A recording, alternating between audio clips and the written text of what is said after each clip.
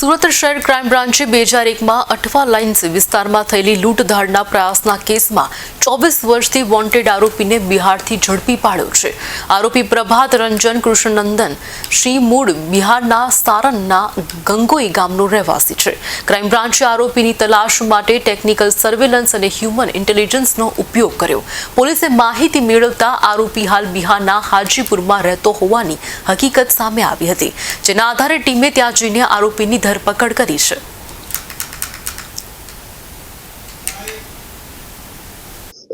Surat crime બ્રાન્ચની ટીમને નાસ્તા પડતા અને વોન્ટેડ આરોપીઓ જે ખૂબ લાંબા સમયથી હોય એને શોધી કાઢવા માટે એક સ્પેશિયલ ડ્રાઈવ રાખવામાં આવી હતી। એમાં સુરત ક્રાઇમ બ્રાન્ચની ટીમે બિહાર જે છપરા ડિસ્ટ્રિક્ટ છે ત્યાં આગળથી હાજીપુર ખાતેથી એક મોસ્ટ વોન્ટેડ આરોપી પ્રતાપ રંજન કૃષ્ણનંદન સિંહને પકડી પાડવામાં આવ્યો છે। આ હિસાબે 2001માં એમના મિત્રો સાથે મળી અને અઠવા પોલીસ સ્ટેશન વિસ્તારમાં એક ઓફિસમાં લૂંટ કરવાનો પ્લાન કર્યો હતો। લૂંટ કરવા માટે પિસ્ટલ, હાથ બનાવટનો બોમ્બ વગેરે સાથે આ લોકો ઓફિસમાં ઘૂસી ગયા હતા લૂંટ કરવા માટે। દરમિયાનમાં સિક્યુરિટી વચ્ચે આવતા એના ઉપર હુમલો કર્યો અને એમાંથી ત્યારે એક માણસ પકડાઈ ગયો હતો અને આગળના બીજા આ આરોપી 24 વર્ષથી વોન્ટેડ હતો, જેની સુરત ક્રાઇમ બ્રાન્ચની ટીમને ખૂબ મોટી સફળતા મળી છે અને હાજીપુર બિહારથી ઝડપી પાડવામાં આવ્યો છે।